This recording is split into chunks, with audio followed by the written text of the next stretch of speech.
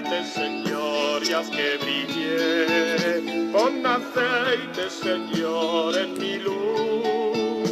Santo Espíritu, enciende mi alma y haz que brille con tu gracia, oh Jesús. Y cantaré aleluya, aleluya, aleluya, gloria a Dios. Y cantaré aleluya, aleluya, aleluya, gloria a Dios. Pon aceite, Señor, y haz que brille con la llama que tú has de encender y de tu espíritu con el fuego, tu llegada siempre te la esperaré. Y cantaré aleluya, aleluya, aleluya, gloria a Dios. Y cantaré aleluya, aleluya, aleluya, gloria a Dios. Que tu gozo mi espíritu llene y que nadie lo pueda quitar, y en consuelo mi alma o en llanto, tu alabanza yo por siempre te cantar. Y cantaré aleluya, aleluya, aleluya, gloria a Dios. Y cantaré aleluya, aleluya, aleluya, gloria a Dios. Y cantaré aleluya, aleluya, aleluya, gloria a Dios. Y cantaré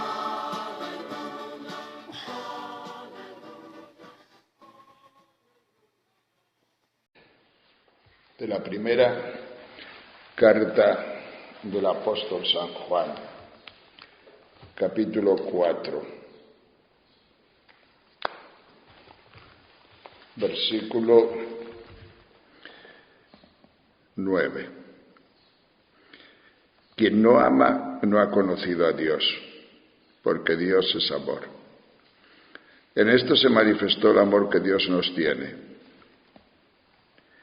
en que Dios envió al mundo a su Hijo único para que vivamos por medio de Él. En esto consiste el amor, no en que nosotros hayamos amado a Dios, sino en que Él nos amó y nos envió a su Hijo como propiciación por nuestros pecados. Palabra de Dios. Queridas hermanas, comenzamos estos ejercicios en los que vamos a hacer meditaciones sobre temas básicos del cristianismo. Vivimos en una época difícil, en una época en que está marcada por la pérdida de fe de mucha gente. Y la pérdida de fe obedece a muchas razones. No es ahora el caso de meternos en ellas. Pero yo estoy seguro que todas vosotras, o casi todas al menos, tendréis en vuestra propia familia sobrinos, a lo mejor hermanos, sobrinos nietos, primos carnales y gente que está muy despistada en el tema de la fe. Eso suponiendo que no lo nieguen y que estén renegados, porque todo es posible en la España de hoy. Y vivimos en un mundo que prácticamente se está convirtiendo en pagano. Quizá ya en el fondo siempre exista lo que podríamos llamar la España profunda, que ante una situación excepcional de emergencia seguro que sacaría sus raíces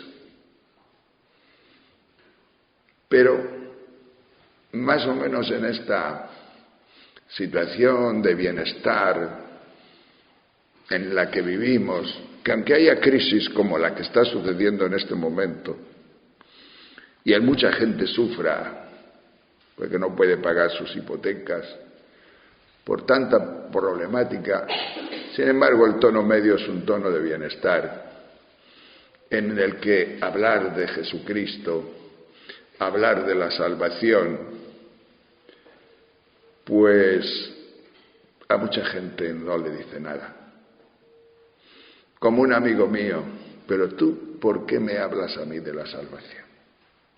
Yo tengo 40 años, tengo una mujer monísima, tengo unos hijos guapísimos, tengo un puesto de trabajo maravilloso. ¿Qué me hablas tú de la salvación si yo estoy salvado? Serán tus problemas. Si tienes problemas, pues vete al psiquiatra. Pero hablarme de la salvación. Y hay mucha gente así en España que hoy en día no entiende algún tema profundo, no ve más allá del momento presente, se siente salvado. Después resulta que es mentira, porque a los pocos años sucede no sé qué, y todo eso que parecía perfectamente montado se derrumba. Y viviendo, como digo, en una situación como la que estamos viviendo, pues tiene dos vertientes, podemos considerarlas de dos formas muy distintas. Podemos rasgarnos las vestiduras y decir, uy, qué horrible es esto, cómo va España, qué mal estamos, qué situación tan dura y tan difícil. Eso es una visión. Otra visión es, vamos a aprovechar esta ocasión para volver a lo esencial, para predicar lo esencial, para entrar en el fondo de las cuestiones. Si tenemos la primera visión, pues lo pasamos muy mal. Yo en mi familia he tenido, pues hace poco, la muerte de un sobrino, muy buena persona, de lo mejor que se puede dar, que murió joven, no llegaba a los 50 años. Y de repente, cuando nadie lo esperaba, dijo que no quería ni funeral, ni misas, ni entierro. Que le cremaran y esparcieran sus cenizas por las montañas de mi tierra. Pues a mí estas cosas no me escandalizan, porque en el fondo tampoco creo que sea tan grande la maldad. Pero sí de gracias a Dios por una cosa: menos mal que se ha muerto su madre. Menos mal que se ha muerto su abuela. Menos mal que se ha muerto mi madre. Menos mal que se han muerto. Porque si no, una cosa como esta en mi familia hubiera derrumbado a la familia. O sea, hubiera sido como, no sé, como una catástrofe. Un golpe directo al corazón de la familia. Y así todo, personas que quedan ya mayores, que no son, digamos, de la generación de mi madre, pero que ya tienen 70 y tantos, 80 años, de la siguiente generación de este chico que digo, pues les ha afectado tremendamente esto, tremendamente. Han llorado lo que han querido y han perdido ilusión por tantas cosas. Yo he tratado de ayudar lo que he podido. Digo, no os preocupéis, hombre, no os preocupéis, que las cosas no hay que verlas superficialmente.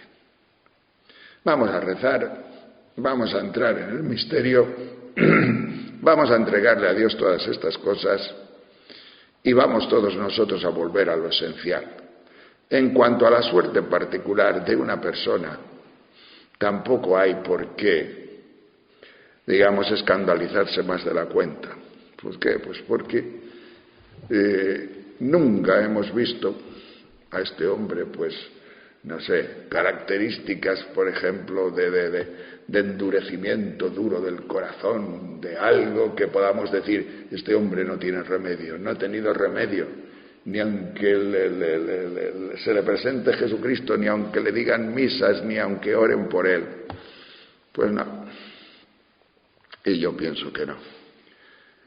Si aceptamos la otra visión de las cosas, que es la visión de que son momentos interesantes. Son momentos interesantes porque estos momentos nos obligan a todos a entrar en lo esencial, a volver a la predicación. En este mes de octubre la Iglesia ha programado un sínodo. La Iglesia Universal en el Vaticano ha programado un sínodo sobre la palabra, sobre la predicación. Y esto es absolutamente necesario ahora. Volver a la palabra. Volver a la palabra. Volver a Jesucristo. Volver a esos temas hondos, profundos. Porque nos hemos desviado tanto. Ya no hay que predicar de la Iglesia. La Iglesia no salva. La Iglesia no es salvadora. La Iglesia es nuestra empresa, así lo ven desde fuera. Hay que volver a la predicación de fondo, y el único que salva es Jesucristo. Hace poco tuve yo una novena de la Virgen del Castillo en Yecla, un pueblo de Murcia. El último día, en medio de los petardazos que lanzan allí, que todo es pólvora, predicó el obispo. Y a mí me gustó mucho, me gustó la homilía, digo, qué bien. Y una chica que iba conmigo, al salir le pregunté, ¿qué te ha parecido? Y esta chica, que no es de mi generación, que es mucho más joven, evidentemente, simplemente me dijo estas palabras, ¿te ha gustado cómo ha hablado el obispo? Me respondió, propaganda de su empresa.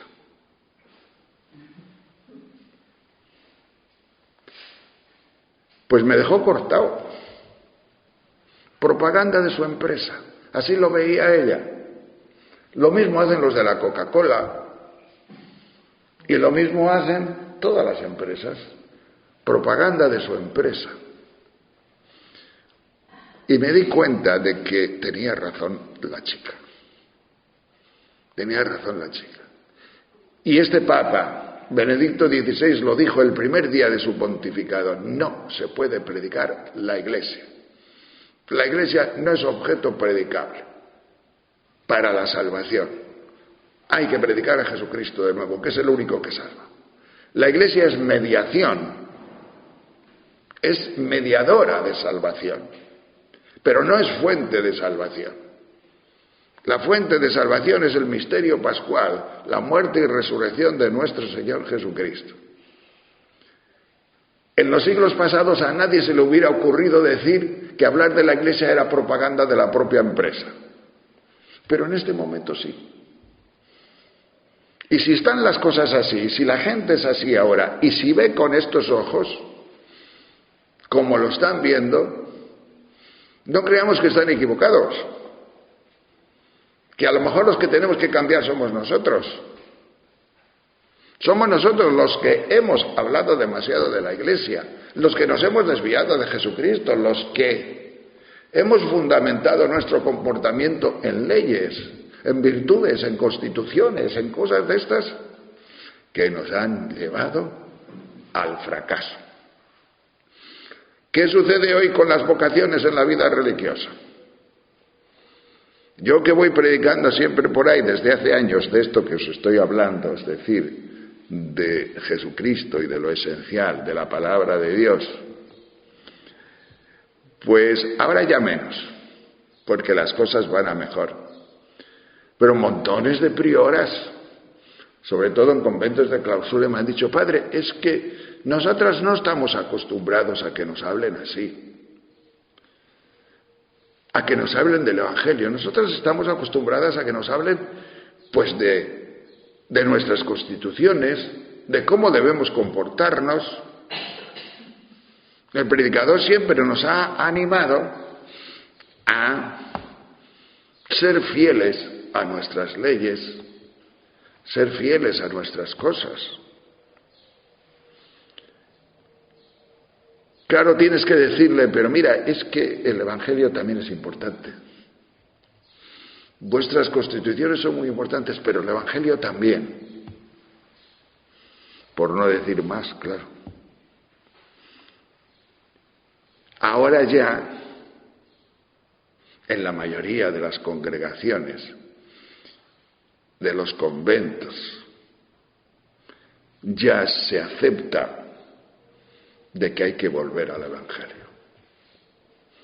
De que eso de las constituciones, sigue siendo propaganda de la propia empresa. Se pone la vida espiritual en unos niveles de precepto, de cumplimiento, en los que San Pablo dice: el precepto me mató. ¿Y por qué me mata el precepto? Porque si entiendo yo que debe ser así, el cumplimiento de las cosas, pues resulta que no llego a nada. Santo Domingo de Guzmán, el fundador de los dominicos, tiene una cosa muy bonita acerca de las constituciones y de las reglas y leyes. Y les dice a sus frailes que las constituciones y la regla es una cosa necesaria para vivir en común y que se deben observar. Pero si algún fraile o algunos frailes piensan que esa es la fuente de su salvación, que si el cumplimiento de las leyes y de las constituciones es la fuente de su salvación, iría por los conventos con su navaja y rompería todos los códices de las constituciones, todos los libros de las constituciones. ¿Qué quiere decir Santo Domingo? Quiere decir: la salvación la recibimos única y exclusivamente del don gratuito de Jesucristo, que ha muerto por nosotros. Y si recibimos ese don gratuito de Jesucristo y esa experiencia básica de que estamos salvados en Jesucristo, y nos gozamos en ello y vivimos de ello y damos gracias a Dios por ello, y formamos comunidad para vivir, alabar, bendecir y predicar al Señor Jesús, entonces para vivir en comunidad sí que necesitamos ley, sí que necesitamos leyes, pero no es la fuente o no son la fuente de la salvación esas leyes, sino que nunca debemos de perder de vista que el misterio profundo con el cual nos enfrentamos es el misterio de Jesús, que es lo que nos interesa a Jesucristo. Por eso en la charla de hoy, de esta mañana, venía en el coche pensando: ¿de qué voy a hablar hoy? Pues de que es fundamental la experiencia de Jesucristo. Hoy todo el mundo vuelve a esto. Todo el mundo está volviendo, por lo menos de palabra, porque toda la Iglesia en España, Italia y en estas naciones se dan cuenta perfectamente, por lo menos, de que la vuelta a una experiencia viva es la gran tarea del momento. La vuelta a una experiencia viva de Jesucristo. Pues si no, no tenemos nada que comunicar. Si no, no tenemos nada que ofrecer. absolutamente nada.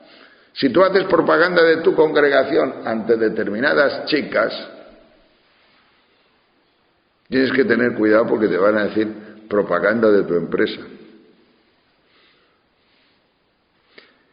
Pero si vives el misterio de Jesucristo dentro de tu carisma, ya es otra cosa muy distinta. La Madre Superiora después espero que me deje algún librito sobre vuestra historia y vuestro carisma, porque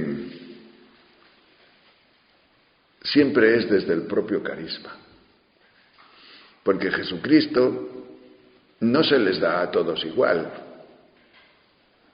Nuestra configuración con Cristo, que la hace el Espíritu Santo, no es todos igual. Un misionero en la India no es lo mismo que una hermana en herencia, o que un predicador en España, o que un párroco en Móstoles. No es lo mismo. Nuestra configuración con Cristo, y fundamentalmente la predicación con Cristo, es una predicación de configuración. Y vosotras os tenéis que sentir configuradas con Jesucristo. La experiencia de Jesucristo, que es una experiencia de configuración, tiene que ser según vuestro carisma. Y yo según el mío. ¿Qué me ha pasado a mí? Cuando yo era novicio, el maestro de novicios nos decía, con mis 18 o 19 años, la forma que tiene de amar un dominico es predicar a los demás. Pero a mis 18 años el predicar no me parecía amor. Digo, va. Pero ahora ya he cambiado de opinión. Por 2 razones o 3. La primera, pues porque amar significa desear el bien y hacer el bien a los demás. ¿Y qué mayor bien puedes darle a una persona que la palabra, que la predicación? Que aquello que verdaderamente le salve, le configure y le dé una nueva vida. Teóricamente, por lo menos, esto es imbatible. Pero después hay otros elementos. En mi experiencia he tenido lo siguiente. Yo como predicador, pues en los primeros años, yo tengo una historia de predicación un poco rara, porque cuando era estudiante dominico, pues un día entré las cosas que hacen los seminaristas y los novicios y novicias, que vosotras también sabréis de eso. Entré en la habitación del profesor de oratoria a robarle tabaco. Simplemente, porque no teníamos manera de adquirir tabaco. Y vi las fichas de los estudiantes y fui a buscar la mía. Y ponía Jesús Villarruel, la voz tal, la composición tal, el estilo tal, estos. Y debajo ponía la conclusión. Posibilidades de ser predicador en el futuro, nulas. Y yo me hundí. Me entró un complejo que no lo podéis imaginar. Tardé por lo menos 30 años en superar ese complejo. Las primeras veces que predicaba yo siendo sacerdote lo escribía todo. Lo aprendía de memoria. Me cortaba 1000 veces, sufría lo indecible, todo por el complejo.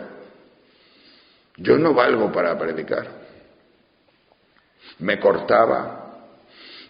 Aprendiéndolo de memoria, pues no te digo. Me quedaba en blanco tantas veces, sudaba. ¡Qué cosa! Después, poco a poco, fui cambiando. Y fui entrando. Ahora he llegado al extremo contrario. Ahora ya me dejo guiar por el Señor y no preparo nunca nada. Que hable Él, que es el que verdaderamente os conoce a vosotras. Y entonces, pues, me he dado cuenta de una cosa, para mi configuración dentro de mi carisma con Cristo, que es de lo que estoy hablando. Me he dado cuenta de una cosa, y de que yo los primeros sermones que prediqué en mi vida, durante muchos años, eran sermones mirándome a mí mismo, para quedar bien. Para quedar bien, un egoísta. Y no podía hacer otra cosa porque tampoco sabía hacer otra cosa. Ahí estaban todas estas cosas. Después, con el paso del tiempo, pues algo ha sucedido dentro de mí y he ido cambiando. De tal forma que ahora yo veo que el Espíritu Santo está haciendo una obra de configuración con Jesucristo en mi vida. ¿Y en qué lo noto? Pues en mi carisma, en la predicación, por ejemplo. Yo noto que ahora no solamente quiero quedar bien, sino que muchas veces amo a la gente, me interesa a la gente. Quiero que lo escuchen, quiero que lo reciban, quiero que les haga bien. Ya pongo mucho más interés en la gente que en quedar bien, en el pueblo que quedar bien. Y entonces me da como una especie de don de misericordia y de compasión con la gente a la que hablas, que cuando te das cuenta te dices: gracias Señor, gracias Espíritu Santo, porque me estás configurando con la forma de ser de Jesucristo. Eso es la experiencia de Jesucristo. Eso es la experiencia viva de Jesucristo, que tiene que ser muy concreta, desde el propio carisma, desde la propia vida, que incluso es anterior al carisma, desde vuestra propia realidad. Es en vuestra historia donde se os va a revelar Dios. En la historia de cada uno. Dios no se os revela en lo alto del cielo. Dios se os revela en vuestra historia. ¿Qué quiere decir en vuestra historia? En el paso y cada minuto de los días de vuestra vida. Muchas veces en dificultades, en problemas, en enfermedades, en achaques. Se te revela en la educación que has tenido, en cosas que tienes que asumir, en cosas que tienes que aceptar, en la obediencia que tienes que darle a tu vida, pero a la tuya. Que tu vida es tuya. Y tu vida es una vida que específicamente tuya, no te vale la de los demás. Puede ser análoga, pero la tuya es tu lugar de revelación.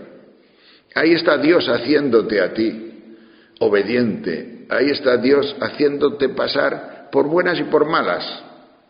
Como el propio Jesucristo: he aquí que me has dado un cuerpo, es decir, he aquí que me has dado una asistencia para hacer tu voluntad.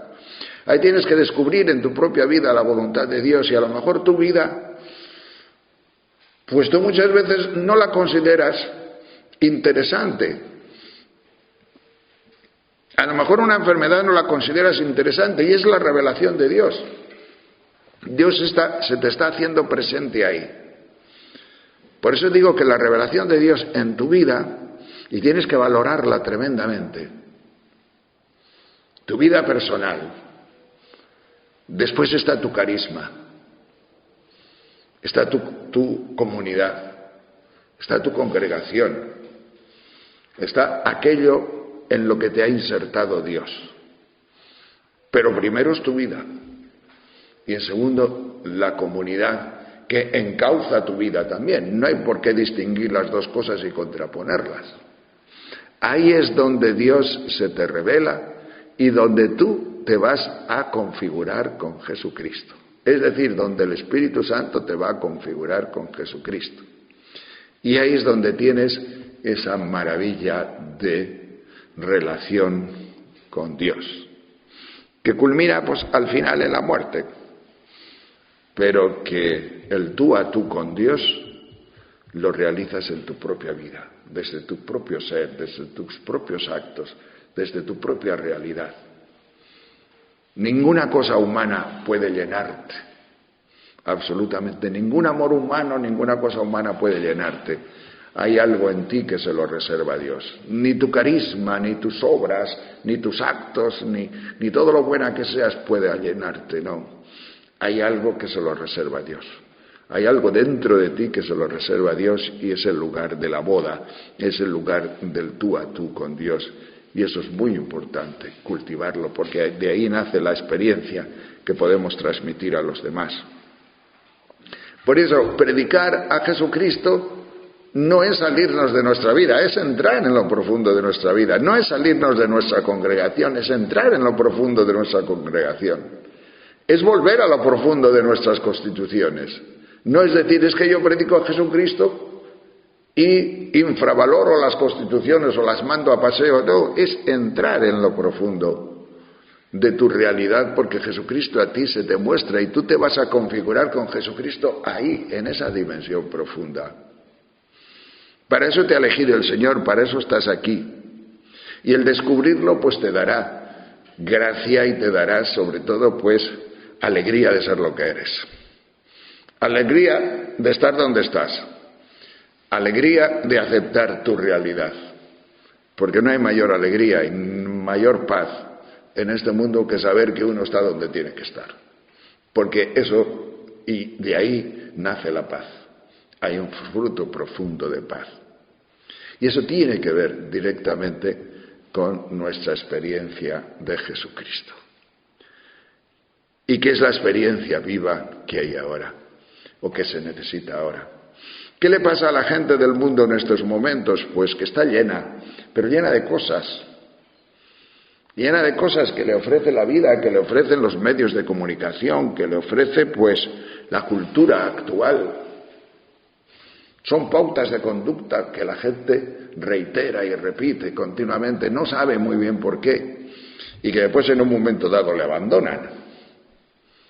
Porque cuando tú te quedas sin trabajo y no puedes hacer nada, te encuentras en la soledad de tu propia salir adelante, pues te das cuenta de que poco te ayudan las pautas que te ha dado la sociedad. Esa misma sociedad que te está quitando el trabajo. Esa misma sociedad que no te da ni para mantener a tus hijos. Esa misma sociedad que sí mucho, pero después en realidad poco, o en realidad nada. De ahí que en la vida cristiana, en la vida religiosa, una gran experiencia interior de Jesucristo es algo que podemos ofrecerle a la gente y algo vivo, algo que la gente necesita y el mundo necesita. Muchos no les interesará, pero cuando existe y cuando lo ofreces, pues resulta que hay gente que lo recoge, hay gente que lo vive, y gente que da gracias a Dios por haber conocido a esta persona, por haber conocido a la otra persona, por haber aprendido tantas cosas, por haber recibido de esta persona a Dios, yo qué sé, pero siempre está eso por medio. Esta tarde hablaremos de otra cosa, de esa gratuidad de vida y de gratuidad de salvación de Jesucristo, pero esta mañana ya en la lectura que hemos dicho, el Señor o la palabra nos va colocando en la verdadera perspectiva. No sois vosotros los que habéis amado a Dios, es Él el que nos amó primero. Que esto también es una de las cosas que hoy tiene que cambiar profundamente. La perspectiva. Porque nosotros estamos en la perspectiva de que nosotros tenemos que ganarnos el cielo. Estamos en la perspectiva de que tenemos que conquistar la salvación. Estamos en la perspectiva de que el amor de Dios consiste en que nosotros amemos a Dios. Estamos en la perspectiva del moralismo, estamos en la perspectiva de las propias obras, de nuestras propias acciones. Y claro, nos agotamos. Incluso la vida religiosa nos agota, porque al final no conseguimos gran cosa. Y hoy día hay mucha gente en la vida religiosa que son muy buena gente, y que incluso la vida humana, en eso sí que hemos progresado. Del concilio aquí, las relaciones humanas en las congregaciones se han suavizado y se han humanizado muchísimo. Pero nos falta lo otro. Es decir, nos falta vibración por lo espiritual. Somos muy amigos humanamente. Tenemos un trato humano muy majo entre unos y otros. Quieres a tu congregación, quieres a tu familia. A mí me pasa con mis frailes. Yo les quiero mucho, estoy muy a gusto. Y en el convento se está mejor que en ninguna parte. Pero de fútbol se habla fácilmente, y de política, y de cosas semejantes. Pero una experiencia de Dios, una experiencia viva de Jesucristo, qué difícil es contarla. Y eso que hablamos de compartir la fe, sí, la fe, compartir la fe, pero ¿la fe en quién? En la selección española, que ha quedado campeona ayer de la Copa de Europa. Hay un pudor tremendo. Si en tu trabajo le dices a la gente que eres feliz en tu trabajo, no hablo de frailes ahora, ya la gente te mira raro, dice que es feliz. Este está tonto, dice que es feliz.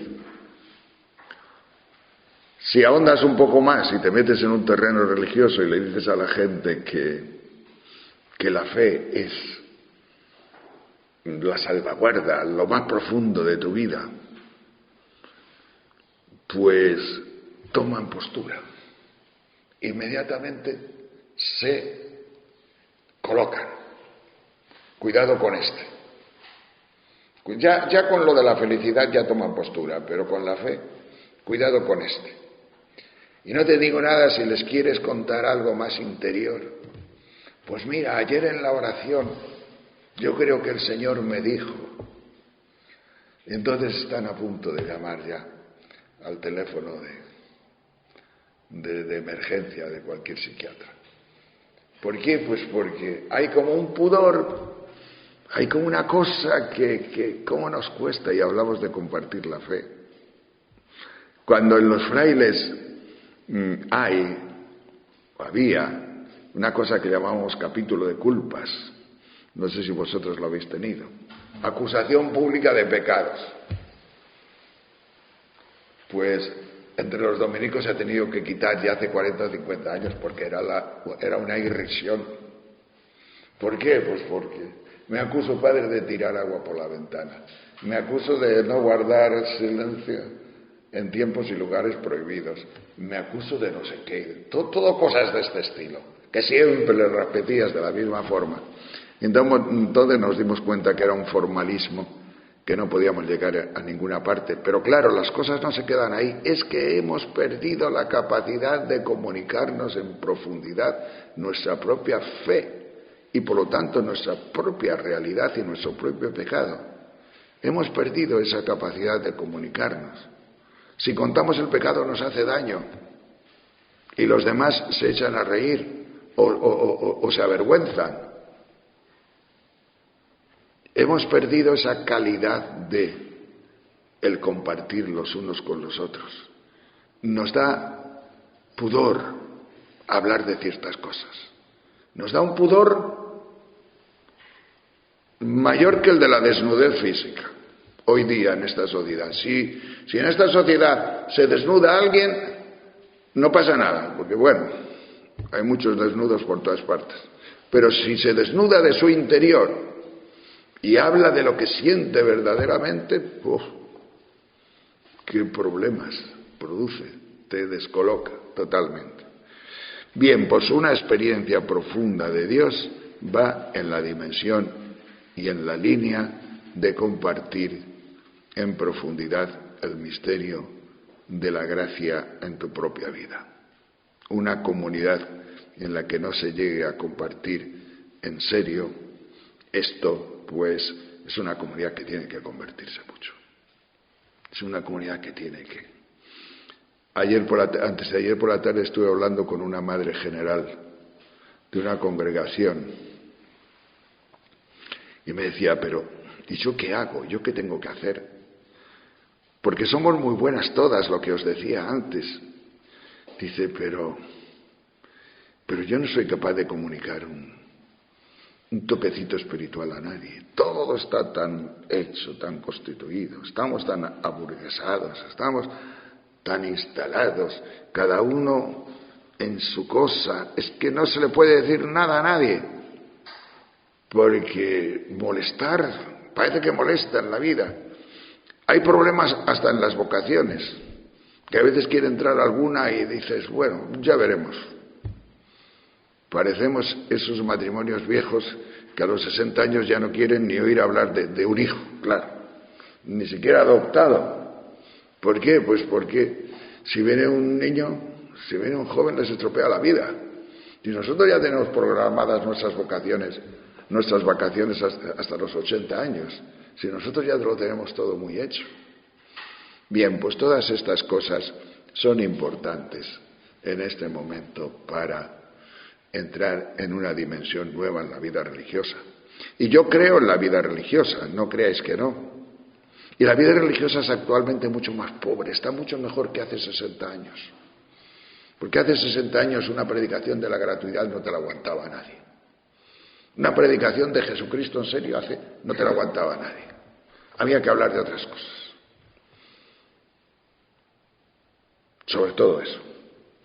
De normas, de ritos, de liturgias, de estructuras. Y hoy sí. Porque los pobres ya... Y hoy en la vida religiosa cada vez somos más pobres. ¿Y por qué somos más pobres? Pues porque no tenemos vocaciones, pues porque nos damos cuenta de que nos faltan cosas interiores. Nos damos cuenta de que o recibimos o si no, no somos capaces de dar. Nos vamos dando cuenta. Y eso es el principio de una pobreza de espíritu muy interesante. Y es una pobreza de espíritu con la que el Señor puede renovar las congregaciones actuales. Porque sin eso no va a renovar nada. Nada, absolutamente nada. Por eso vamos a pedirle al Señor que nos ayude a entrar en lo esencial, que es el tema de esta charla de esta mañana. Volver a lo esencial. Y volver a lo esencial, la situación del mundo actual, creo que nos está ayudando muchísimo. Por eso, menos escándalos y más de penetración y profundidad, que Dios no está fuera del mundo. Está en todo lo que sucede aquí. No me parecía amor